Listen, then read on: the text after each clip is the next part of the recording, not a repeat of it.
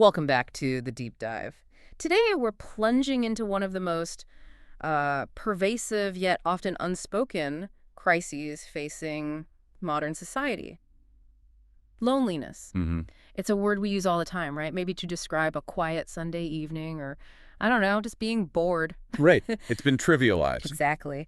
But when we really look at the sources, the Mm. reality we uncover is, well, it's far more serious. This isn't just about feeling a little down. We are talking about a critical public health A issue societal issue, really. that correlates directly with severe physical health problems and an alarmingly high risk of mortality. That assessment is absolutely grounded in the data. I mean, when we survey modern populations, the scale of this problem is just staggering. What kind of numbers are we talking about? We're looking at roughly 50% of adults in major Western industrialized nations reporting they experience loneliness. Half. Half. At moderate or strong levels. It's a fundamental feature of the contemporary human experience, Huh. Not some niche problem limited to the marginalized or the elderly anymore. So, the mission for this deep dive. Our mission today is to move past that simple, sad image of the isolated person Mhm. and really explore the complex philosophical nature, the deep cognitive structure, and, frankly, the devastating consequences of this feeling. And crucially, we have to start by establishing that distinction you just mentioned. Yeah. The difference between just being alone and truly feeling alone. Yes. Because this is where I think most conventional understanding of loneliness just completely breaks down. Precisamente. Hmm. We have to immediately establish the crucial difference between two related but very distinct concepts: Sure. social isolation and loneliness. Okay. Social isolation is the objective state. It's quantitative. It's measurable. So things you can count. Things you can count, exactly. When researchers analyze objective isolation, they're looking at things like, do you live alone? How often do you participate in community activities? How often do you see your family? They track these quantifiable trends, like falling marriage rates or declining church attendance. So isolation is based on facts, verifiable figures about a person's physical, social connections. That's the baseline, yes. Loneliness, on the other hand, is entirely the subjective feeling, The internal experience. the internal experience. Yeah. It is that painful, unwanted sense of a discrepancy, a gap between the social connections you want and what you actually have. And they don't always line up. The research consistently shows they do not perfectly correlate. That's the core paradox. Which brings us back to that classic scenario, right? The content hermit versus the lonely celebrity in a crowd. Exactly that. Yeah. A person can be objectively isolated, living alone in a rural place with minimal contact. Mm. But if their innate need for connection is low, they're not lonely. They've found their balance. Yeah. Conversely, a person can be objectively integrated into a massive social network. Mm. Maybe there are parties every night, thousands of followers online. Mm-hmm. But if those contacts don't meet their deep, intrinsic needs for understanding, for intimacy, for what we'll call a shared reality, Then they still feel it. they will still experience profound, painful loneliness. And that subjective pain, that is what we're deep diving into today. Okay, let's unpack this structure then. If loneliness isn't just about the physical absence of people, what is the psychological, or I guess the philosophical anatomy of this painful feeling? Well, when we look beneath the surface, we find that the experience can be broken down into three fundamental and in some ways competing ways of understanding it. Okay, where do we start? We can begin with what's called the intentionalist approach. Intentionalists. Yes. This perspective, it draws on the philosophical concept of intentionality, that every mental state is directed toward something. It suggests that loneliness is an experience directed toward an absent object. An object, like a person. It could be a person, or it could be a concept. Specifically, a social good that's currently missing, like love or friendship or a specific trusted person. So the pain is aimed at the absence of a specific thing, that lost connection, that friend you want, the idea of love itself. That's the core target, yes. The state of loneliness isn't just some vague emotional malaise. It's intrinsically structured by the positive thing we value and are currently lacking. And there's a scientific angle to this, right? The idea of social pain. A very compelling one. This perspective suggests that loneliness functions as a true biological survival signal, Like an alarm bell in your brain. exactly like an alarm bell. Neurologically, research has shown that when we experience intense social distress like rejection or deep loneliness, the very same brain regions that process physical pain, The DACC, right. the dorsal anterior cingulate cortex, yes, Yeah. they become activated. This suggests that evolutionary pressure led humans to develop a mechanism where social separation hurts in the same visceral way A broken light hurts. So, chemically, biologically, missing your tribe or having a key relationship severed, Hmm. it uses the same neural pathways as a physical wound. It's an evolutionary mechanism. It's telling the organism your primary resource, your social bond, is compromised. Reconnect or you will face danger. It's an internal warning system for a vital need. The pain is not incidental. No, it is neurophysiologically triggered by the loss of that social good. The intentionalist view frames it as the painful awareness of a desired, necessary thing that is currently absent. Okay, that makes sense. But then we pivot pretty dramatically with the second major structure. We do. This is the subjectivist approach. And this one shifts the focus away from specific missing people and towards the whole relationship between the person and the world. The subjectivist approach elevates loneliness to a deeper, more pervasive existential feeling. It's less about missing a specific friend or partner, and more about a fundamental sense of being isolated and separated from reality itself. Okay, help me differentiate this. Give me an analogy. If the intentionalist view is that I lost my favorite book and I'm upset because I valued that specific book, Yeah. what's the subjectivist view? The subjectivist view suggests the problem isn't the missing book.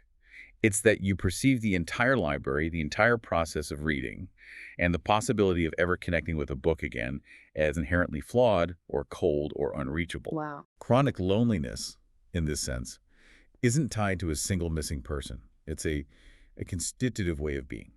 A general, pervasive sense of fundamental isolation that influences every perception and every interaction. It undermines the possibility of future participation in the world. The world itself starts to feel brittle, transactional, untrustworthy. It's a complete breakdown of trust in the social contract. The isolation is internal first, and then it's projected outward onto everything. And that brings us to the third structure, which comes from modern cognitive science, the interactionist approach. Right. This is derived from what are called the 4E cognition theories. Embodied, embedded, enacted, and extended. That's it. And the interactionist approach views loneliness not primarily as an internal feeling, but as a deficit in the actual ability of the individual to physically participate in their environment with others. It grounds the feeling in tangible action, or I guess inaction. Exactly. Let's break down those 4Es. Loneliness is embodied because it manifests physically. A slumped posture, lack of eye contact, the literal withdrawal from social space. It's embedded because the deficit exists within a specific social context. A lack of shared cultural norms, a feeling of being an outsider in a group. It's enacted when you lack the ability to participate in joint actions. You can't coordinate your humor, your movements. You feel out of sync. And the extended part, what does that mean? Extended cognition suggests our minds extend into our environment and our tools, including our social tools. Loneliness can be a failure to use these tools, whether it's misreading nonverbal cues in person or struggling with the rapid superficial relationships on social media. That's a really fascinating, practical way of looking at it. But you mentioned a refinement earlier. Not all blocked interaction causes this profound pain. That's right. If I'm blocked from interacting with the waiter because the restaurant is closed, I don't feel existential loneliness. Right. But if I can no longer go on walks with my partner after a breakup, I feel intensely lonely. The missing action has to be understood as painfully absent and personally meaningful. So the interactionist approach still has to refer back to those deeper social goods, the love, the partnership, to explain why that specific absent action causes so much pain. Exactly. It has to borrow from the intentionalist view to have its full power. And that problem, how to explain the causal role of a specific absent person, is the perfect bridge to our next section. We need a framework that connects that subjective suffering to the specific relationships that structured who we are. What's so crucial here is that the most acute, the sharpest pain of loneliness, what we call episodic loneliness, occurs after the loss of a specific, defined relationship. A breakup, the death of a loved one, moving away. Exactly. And this type of loneliness is the clearest evidence that specific absent people play a huge causal role in our subjective experience. So that general background hum of isolation we talked about, that's one thing, but that intense targeted agony when you lose the one person who truly got you, that's what needs a cognitive explanation. Absolutely. And the model theoretic explanation tries to provide that solution. It starts with a premise. Episodic loneliness presupposes social self-awareness. Meaning you have to understand yourself as a social being who should be connected to feel the pain of not being connected? You have to know there's a better social state available to feel deprived by your current one. And that better state that social self-understanding, is structured by what we call the triadic model. Okay, the triadic model. This is an internal, subconscious, psychological blueprint of ourselves within our social environment. We build this model from a young age, based on interactions, especially that joint perception and attention we establish with caregivers. So this triadic model is basically the mind's internal relationship manager. It knows things like, I'm the type of person who shares every mundane detail of my day with my best friend. Or I'm the type of partner who has a mutual expectation of spending Sunday mornings making coffee. Mm. That's your blueprint. It sets out desired relationships, mutual expectations, social roles. It's the deep internal framework of what your shared reality should look like. Okay, so we have this blueprint. How does it connect to the real world? To sustain this blueprint, the social reality it models has to possess cognitive openness and, crucially, luminosity. Luminosity. That is a complex concept. We really need to slow down and unpack what that means in simple terms. Okay. When we talk about a genuine friendship, it's built on shared knowledge about norms, facts, mutual expectations. If that shared knowledge is present, the relationship is open. Luminosity is a specific quality this knowledge has. And that quality is what? A fact is luminous. If, when you know it, you automatically know that you know it, and furthermore, you know that the other person knows it too. That sounds a bit technical. Give me a concrete example of something that's not luminous versus something that is. Right. If I just believe internally, my friend likes me, that's a private belief. It's not luminous. Now imagine a specific running joke you share with a friend, one that references a ridiculous shared memory. When you bring up that memory, the shared laughter instantly verifies that you both possess the memory, you both know it's funny, and you both know that the other person recognizes this mutual knowledge. Ah, I see. It shines in that moment. It shines. That mutual awareness, continuously verified, is what gives shared reality its radiance, its luminosity.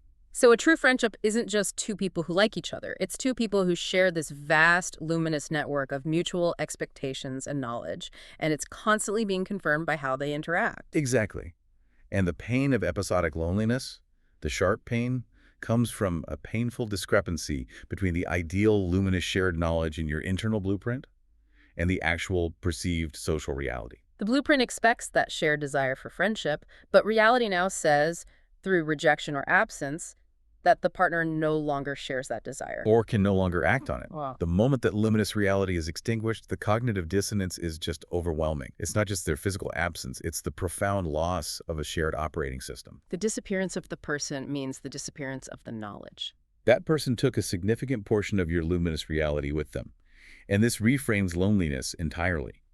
It becomes an expression of inadequate shared knowledge about yourself and your place in the world. Which suggests interventions can't just be about creating physical proximity. They have to be about rebuilding that capacity for luminous shared reality.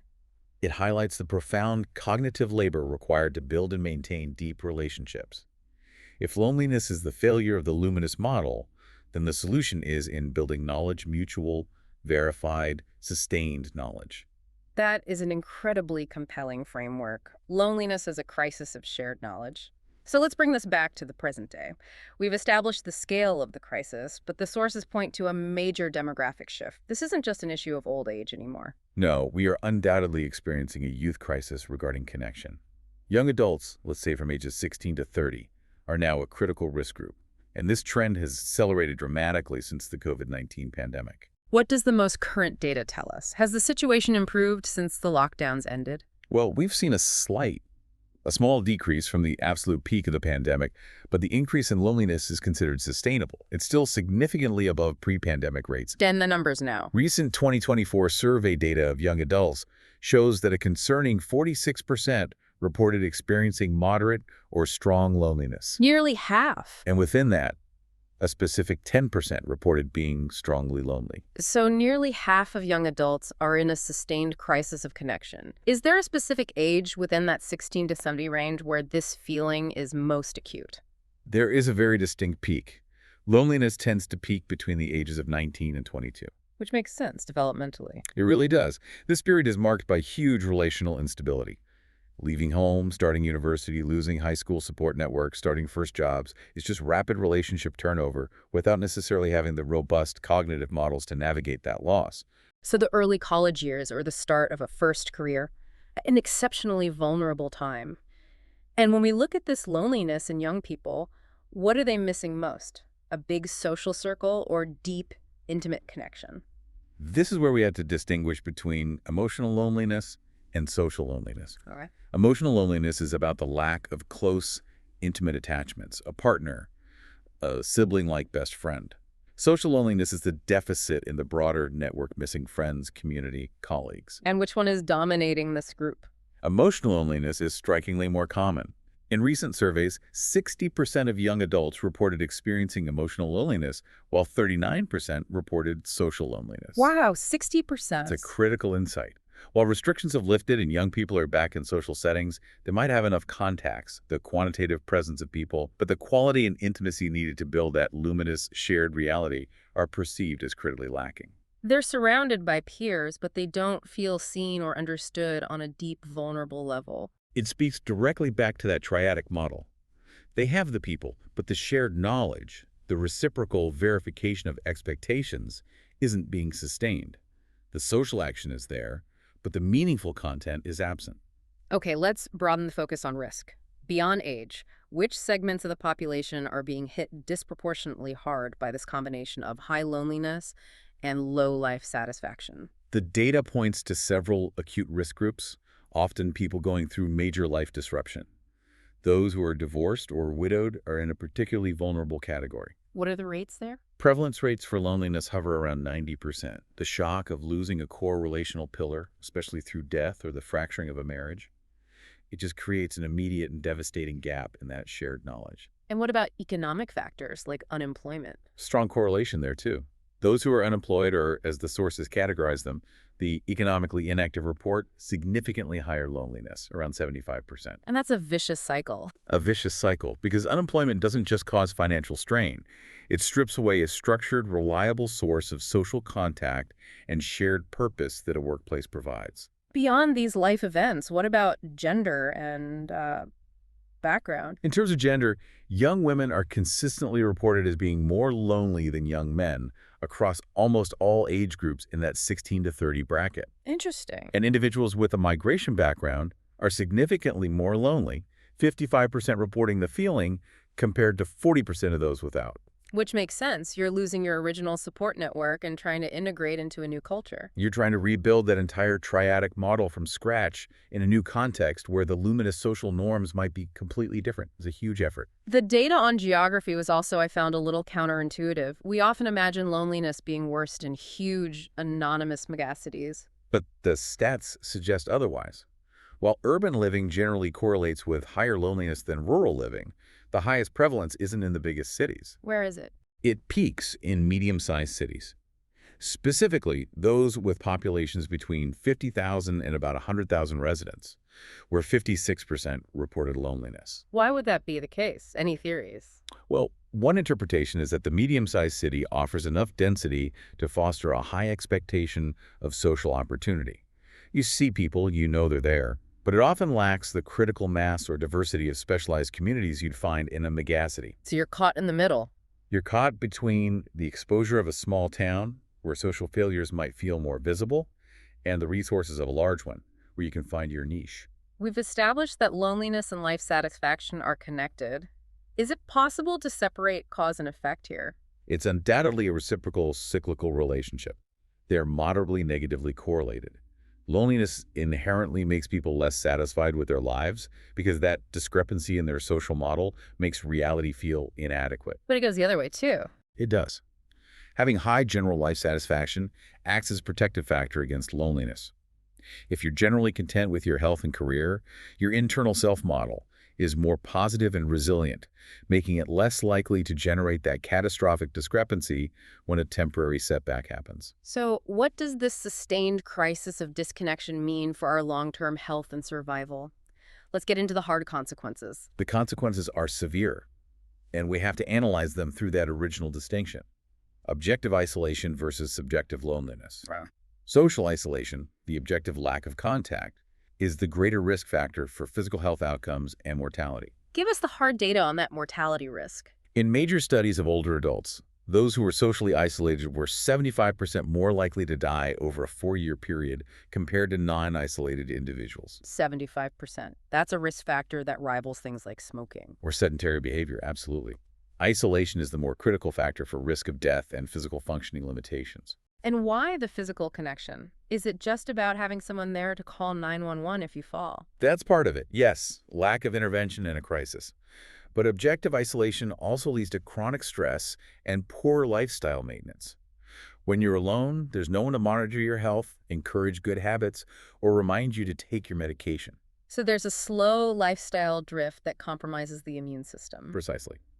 Conversely, the subjective feeling of loneliness is what really dominates the mental health landscape. Okay. The pain of perceived disconnection is what warps our inner world. Lonely individuals experienced a 2.5-fold increase in the likelihood of developing depression, 2.5 times. compared to a still substantial but smaller 35% increase for them objectively isolated. Furthermore, loneliness had twice the negative effect on feelings of hopelessness and overall sense of purpose. So the loss of that luminous shared reality fundamentally strips life of its meaning. It does. The cognitive and emotional damage done by feeling misunderstood, the discrepancy itself, is psychologically far more damaging than just the physical absence of people. And this leads to something really counterintuitive, the idea that loneliness is contagious. It is intensely self-perpetuating and, yes, contagious. How can a subjective feeling actually spread? The mechanism is behavioral. When people feel intensely lonely, they often respond by withdrawing further socially. Their cognitive frameworks become dysfunctional. They start seeing neutral interactions as threatening or rejecting. So they push people away. They push people away to avoid the risk of more disappointment, more painful discrepancy. This fearful withdrawal actively reinforces their objective isolation over time. So the subjective pain leads to objective isolation, which in turn feeds the subjective pain. A devastating self-sealing spiral. And studies confirm this feedback loop is strong. The effect of loneliness on increasing social isolation is actually larger than the effect of social isolation on loneliness. So the subjective state is in the driver's seat. It actively dictates and reinforces the objective conditions. To really grasp this cycle, we need to look deeper into the psychological anatomy that keeps it locked in place. The sources outline 3 reinforcing pillars of isolation. Right. Separation, shame, and fear. Let's start with separation. Separation is the foundational pillar. It's that fundamental recognition of self versus other, what philosophers call the birth of the ego, the moment we realize we're distinct from the source. But this separation also happens internally. What do you mean? We develop internal fragmentation. We reject parts of ourselves, our desires, our vulnerabilities. And those disowned, isolated internal parts project intense loneliness back into our consciousness. So if I reject a part of myself, that part becomes isolated inside me, and that fuels the pain of external isolation. It creates an internal schism, yes. The second pillar is shame. And shame is described as more than just an emotion. It's a primal, instinctual reaction, far more fundamental than guilt. It operates like a psychological fight-or-flight mechanism, but for social survival. You had an analogy for this. The sea anemone. Yes. If you touch a sea anemone, it instantly withdraws and closes up. Shame operates identically for humans. It's the core mechanism that causes us to withdraw from others and make ourselves inaccessible, unseeable. Because the person feels so fundamentally flawed that they believe true connection would lead to inevitable rejection. So their solution is to put up a facade, a mandatory facade. We either avoid interaction entirely, becoming physically isolated, or we present an idealized, inauthentic version of ourselves. A mask of competence or wit or indifference. Either way, the interaction isn't with the true, vulnerable person, so the authentic self remains unknowable and disconnected, even when they're surrounded by people. That's the definition of the lonely person in the crowd. They're performing, not relating. Precisely. And the third pillar is fear. Fear is inherently about pushing something away, avoiding pain. The more fearful we are, the more we separate and the more alone we are. And these fears are usually old fears. Almost always holdovers from previous traumatic experiences or relational failures. We project past pain onto the present moment. What are the primary fears that hold us captive? Research points to 4 main ones: abandonment, the fear of being left, rejection or disapproval, the fear of being found wanting, being trapped in pain, the fear a painful relationship will never end, and loss of self or enmeshment, the fear of losing your identity in a relationship. And trying to just push through that fear doesn't work. No, it only enhances loneliness because you're trying to separate yourself further from a painful emotion that is inherently a part of you. This psychological landscape it's devastating on an individual level, Yeah. but if this perception of separateness is the core human pain, where does this scale up to become a societal or even a political danger? This is the most profound implication of the deep dive. If you perceive yourself as fundamentally disconnected from others, you lose the ability to empathize. You can inflict pain without truly feeling it yourself. The ripple effect is gone. This loss of the ripple of oneness, this perception of separateness or otherness, is cited as the historical and psychological basis for systemic violence and oppression. Because if the other person is fundamentally disconnected from my existence, their suffering becomes irrelevant to my moral calculus. That is the tragic conclusion. The perception of separateness is arguably the single most dangerous force on the planet. Every crime, every instance of systemic cruelty, slavery, the Holocaust, the Pol Pot regime, terrorism, is built upon a foundational psychological act of dehumanization rooted in that perceived separation from the victim. So addressing loneliness isn't just about individual well-being, it's a global imperative for stability and survival. A profound one. That is a powerful charge. Now, having analyzed the problem from the biological signal all the way up to global consequence, we have to shift our focus to the antidote. Let's acknowledge that aloneness isn't inherently negative. In fact, to heal loneliness, we have to cultivate its positive counterpoint, solitude. Yes, solitude, or Fear being for oneself, is the positively experienced state of aloneness. It's chosen, it's regenerative, and it's necessary for self-discovery. And historically, the line between loneliness and solitude was a lot more blurred than it is today. Much more. In the Middle Ages, during Pietism and throughout the Romantic movement, the German word Einsamkeit, which today we almost always translate as loneliness, was often associated with profoundly positive concepts. Like mystical union with God or intellectual recovery. Creativity, personal autonomy. Philosophers from Seneca to Kant praised the necessity of withdrawal for self-reflection, for forging independent convictions away from the groupthink of the crowd. It was seen as the necessary pain that precedes true growth. You must venture into your internal landscape, alone, to determine who you truly are. But the positive connotation of Einsamkeit declined sharply after the 18th century. Today, solitude is positive, loneliness is negative. It implies a deficit, a failure. And the ability to actually be alone, that capacity for solitude, is now seen as essential for communicative competence. If you can't tolerate your own company, you can't show up authentically for others. You'll cling to relationships out of primal fear of abandonment, fear of the void, and this leads to the very inauthenticity that perpetuates loneliness. So solitude is the training ground where you learn to accept and integrate those parts of yourself, reducing the internal fragmentation that fuels external isolation. Exactly. Let's move from this philosophical necessity back to concrete science. We have this biological mechanism for connection, oxytocin, the cuddle hormone. Has research explored if we can use it as a shortcut to overcoming loneliness? It's been explored quite a bit. Oxytocin is critical for social bonding, reducing stress. And earlier research found something interesting. Lonelier people actually show a blunted oxytocin release during positive interactions. A physiological difference? Yes. So the idea was if we boost the hormone, maybe we can boost the effectiveness of therapy. And what did they find? A rigorous study combined group psychotherapy with a nasal spray of either oxytocin or a placebo. The results are compelling, but they're a cautionary tale against any kind of magic bullet. Okay, so what were the long-term effects on chronic loneliness? Well, they found that subjects in both groups, oxytocin and placebo, reported less chronic loneliness after 5 weeks of therapy. Crucially, the hormone did not significantly enhance the long-term effect against chronic loneliness or general stress. So it wasn't a game changer for the deep structural problem. Not on its own, no.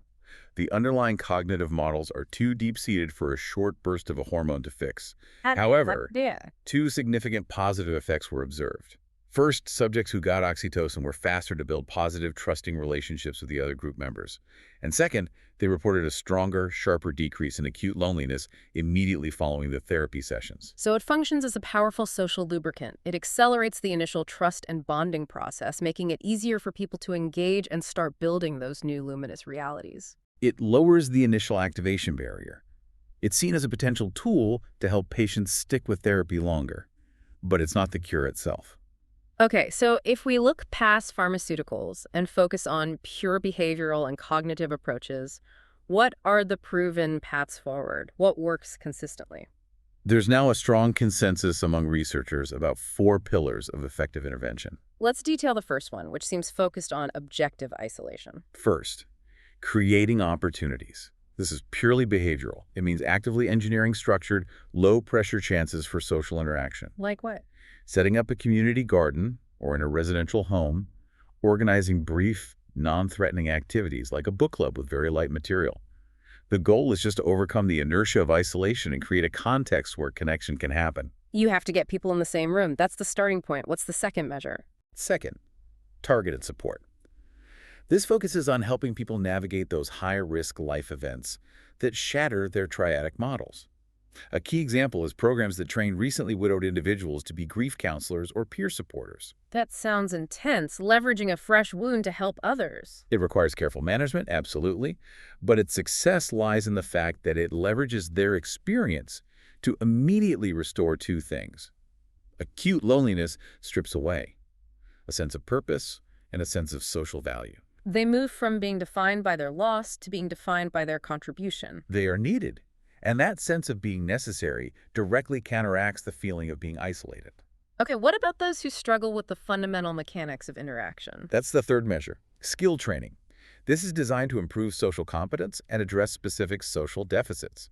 It can range from simple conversation techniques like active listening Or how to ask open-ended questions. to teaching the ability to establish a deliberate, sustained connection, to reference a partner's specific preferences or past experiences. It's teaching people to recognize and use the building blocks of that luminous reality. Exactly.